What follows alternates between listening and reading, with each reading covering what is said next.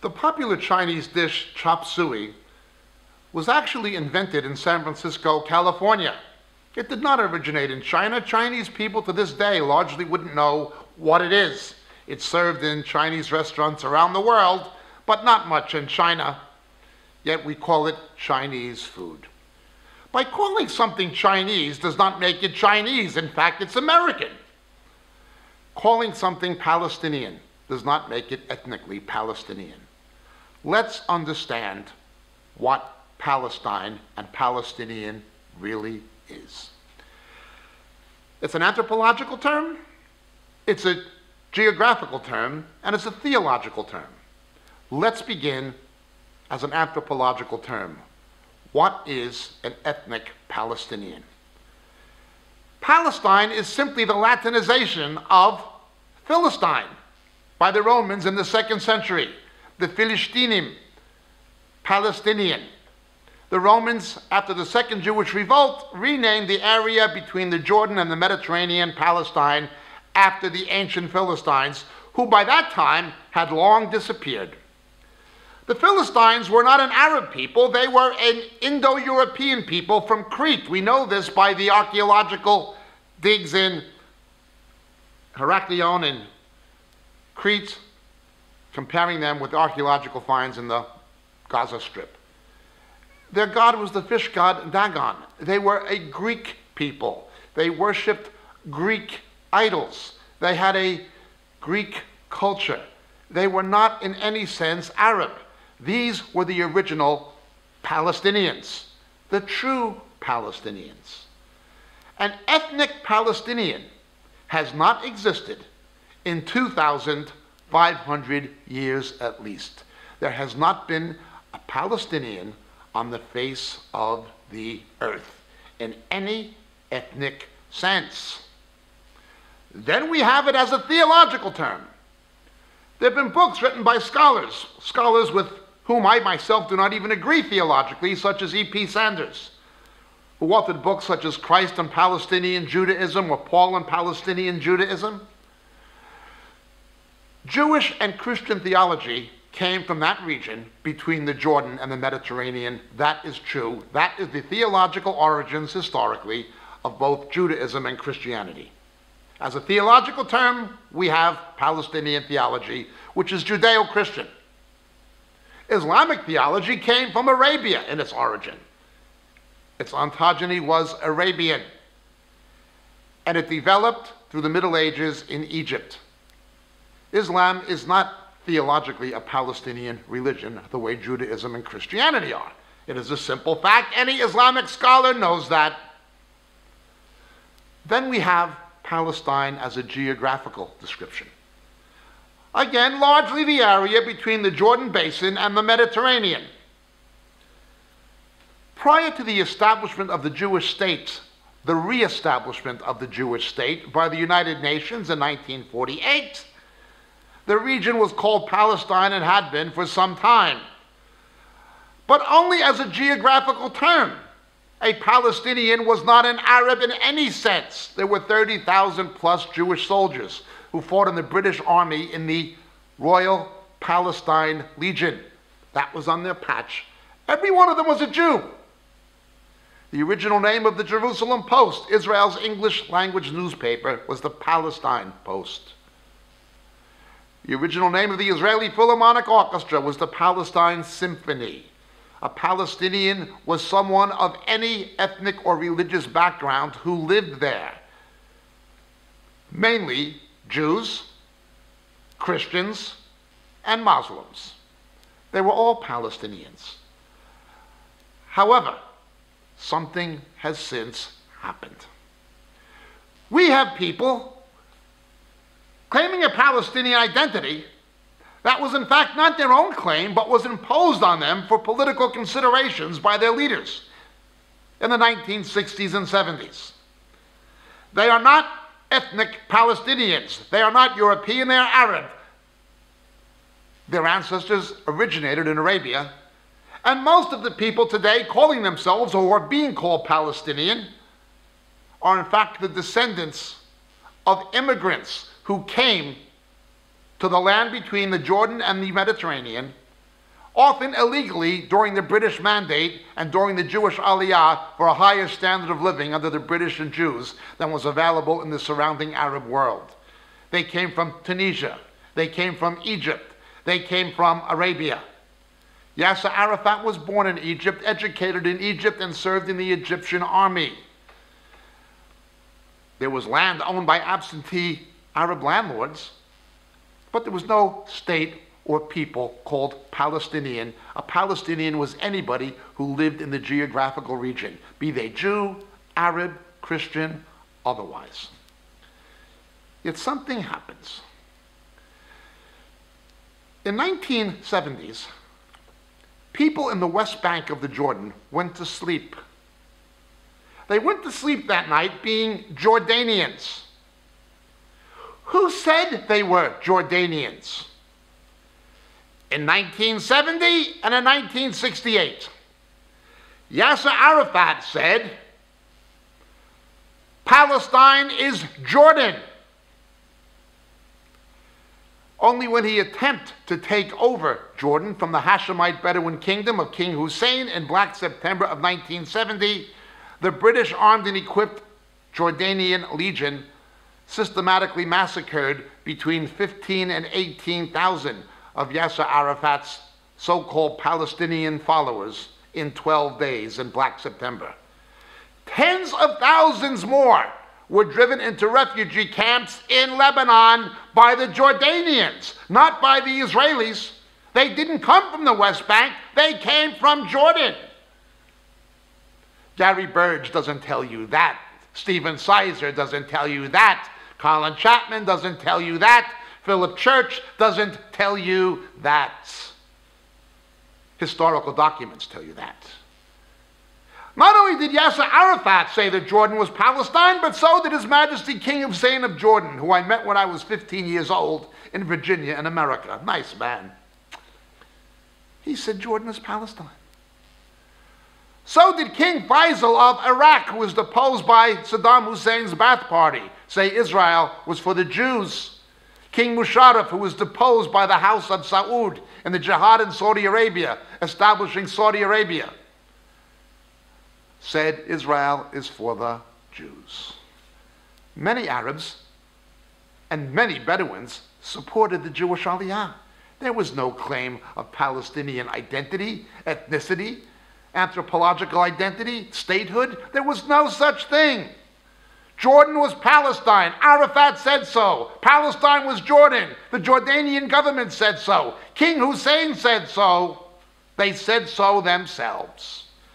But they went to bed in 1970, and all of a sudden, a fairy appeared with a magic wand and waved it over the heads and beds of the sleeping people of Judea and Samaria, and they woke up, and lo and behold, when they went to bed, they were Jordanians. They dreamed they were in a magical cocoon, and they came out as Palestinians. What a miracle. How did that happen? The fact of the matter is that from May of 1948 until June of 1967, the West Bank, East Jerusalem, the Gaza Strip, the Golan Heights were all firmly in the hands of Arab Muslim rulers. Jerusalem, the West Bank, Gaza were all in the hands of Arab Muslims. If they wanted a second Palestinian state, in addition to the one that they themselves already said existed in Jordan, why did they not simply create one when they had nearly 20 years to do so? Nobody would have stopped them. Abdul Nasser, Gamal Abdul Nasser of Egypt, kept the Gazans in subhuman poverty. What happened to Palestinian nationalists, if there was such a thing, on the Jordanians? They wouldn't have lasted very long. Look at Black September. Tens of thousands of these people driven into refugee camps from Jordan. And now the world blames Israel for something that happened in Jordan? Not that I blame King Hussein. He knew what Arafat was, and he was right to protect himself and his country from that man. But they didn't come from Israel. The myth of the Palestinian refugee. They're not Palestinians. They're Jordanians. And most of them came from Jordan, not the West Bank. Israel was forced to conquer the West Bank in 1967. They didn't want that war. They didn't want the war in 1948. They agreed to the UN partition. Look at the facts. It is audio documented recordings in Arabic of the United Arab Command telling the Arab population of Israel to leave, to flee, because the United Arab Command and its armies were going to push the Jews into the sea. Then they would return once the Jews were pushed out. Only they did not bank on losing the war, because they had the numbers and they had the arms, much of it provided by the British. The Jews were simply largely refugees or kibbutz farmers or Holocaust survivors. No one thought they would have won, but they did. And they won without much international support from anybody, including America. It didn't exist at that time, but they won anyway. Now, all of a sudden, the aggressor becomes the victim. You drove us out. No, you left. Initially, the Israeli government told them not to leave, beseeched them to stay and make peace. But we're told the lie over and over and over. Open revisionism. When you see a revisionist, somebody who rewrites history, like Philip Church, or Gary Burge, or Stephen Sizer, or Colin Chapman, there's only two viable possibilities. Either they are academic frauds, pseudo-scholars, or they are religious liars. I'm not judging them or their motives. Whether they are academic frauds or religious liars or both, I will let someone else decide. I'm only dealing with what they say. It is demonstrable revisionism. They have rewritten history. They are propagating something that is utterly and totally false, at odds with the documented records. They had 20 years to make a Palestinian Arab Muslim state if they wanted one, but they didn't. They could have had peace. They rejected it. The Israelis did not want those wars. They were forced to fight in self-defense. But let's go further. The suffering of the Palestinian people, we are told. Despite the hypocrisy and corruption of the United Nations, perhaps there's a bit more honor to be found in the statistics of the World Health Organization.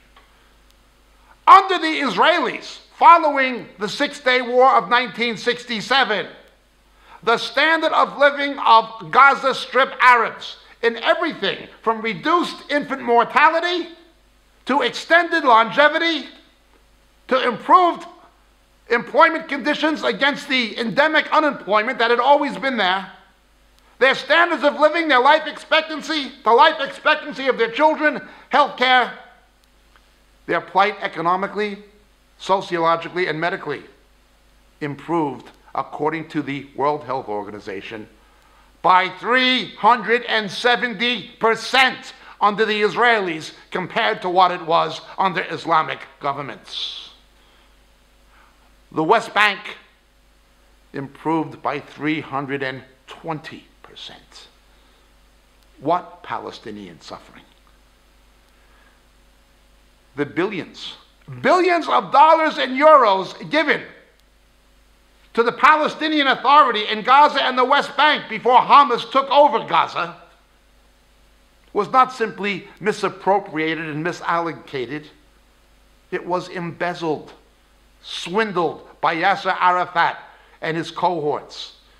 They took money given for economic development, for building an infrastructure, for improving the standard of living, and they stole the money. That is why so many of the people turned to Hamas, the corruption of their own leaders. Yet we're supposed to believe the Israelis are responsible for their poverty and suffering. Then Hamas, of course, expropriated whatever it could for military purposes. We are repeatedly told, land for peace, land for peace, land for peace. Israel gave back the Sinai after 1956 under pressure from the American Eisenhower administration. That same land was used to attack Israel by a Soviet-orchestrated attempted invasion in 1967. Now with the Muslim Brotherhood reascending in Egypt, if the military loses control in Egypt, there'll be a war again. Certainly the threat of it. When Israel was forced to invade southern Lebanon to stop not simply the persecution of Christians, but to stop the bombarding of Galilee with Katyusha rockets, they returned the land unilaterally. Syria and Iran rushed in with more Katyusha rockets. In 2006, thousands and thousands of more fell on the cities of northern Israel, including Haifa, including Arab villages, killing Arabs as well as Jews. That was land for peace. We saw what happened when Israel gave up land for peace. The Bush administration and others pressured Israel to leave Gaza unilaterally. It did. The next day, Katyushas fell on the outskirts of Tel Aviv. Hamas openly admits it does not believe in peace, it believes in hudna, the Islamic doctrine of a temporary ceasefire until you can get the strategic advantage to continue the jihad. When they speak in English, they say peace. When they speak in Arabic, they say hudna, not salim.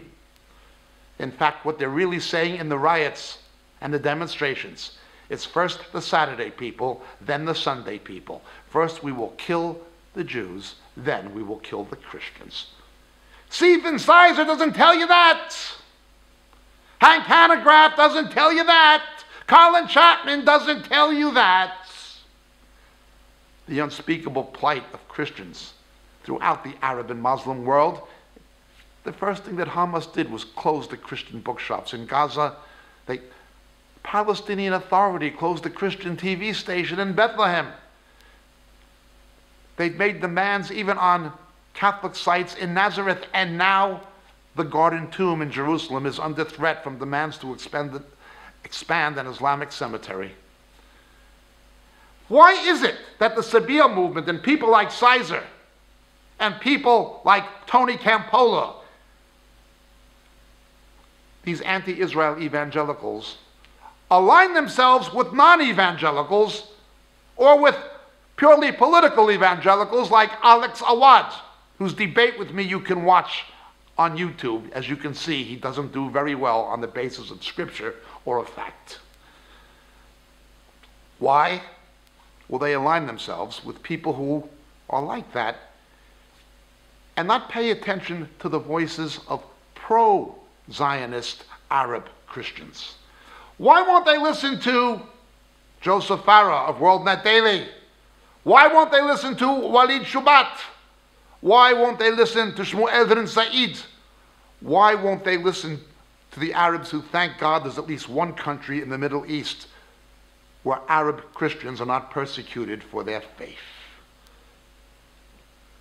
What happens to the Coptic Christians in Egypt? What happened to the Phalangist Christians in Lebanon? What is happening to the Christians in Syria as we speak? What happens to Christians in Saudi Arabia, to say nothing of Iran and other Islamic countries in the Middle East? As a Christian, as a believer in Jesus, I thank God at least one nation in the Middle East protects the human rights and religious freedom of my Arab Christian brothers. That is Israel. Genocide, 3.5 million exterminated by radical Islam in Sudan and Darfur. The world hardly said a word. When Europe turned its back on the plight of the Christian population in Lebanon, it was Israel who took those Maronite Catholic refugees. The plight of evangelicals is even worse in Islamic countries. As a believer in Jesus, I thank God there is at least one country in the Middle East that protects the human rights and religious freedom of my Arab Christian brothers, and that is Israel. Thank God for the Jews, because the Muslim nations kill them. Oh, you will see nominal Christians with some kind of a political agenda. They think perhaps if the West Bank goes back into Islamic control, they want to court favor before that happens. They're acting out of fear. All of these factors come into play. But the fact of the matter is, find me one nation, Hank Hanegraaff. Find me one nation, Gary Burge. Find me one nation, Stephen Sizer. Find me one nation, Philip Church. Find me one nation in the Middle East where Christians are not persecuted other than Israel. You can't find one because they don't exist. Hypocritically, with the mark of a true coward, you turn your back on the plight of your persecuted brethren and embrace the cause of their persecutors. And you do so in defiance of the plain teaching of both the Old and New Testament. Again, Jesus made it clear the Jews would return to Israel 3 times, not counting the book of Revelation. Jesus himself. Luke 21:24, Matthew 23:39, Zechariah 12:1-10. Read it. Your argument is not with me. Your argument is with him.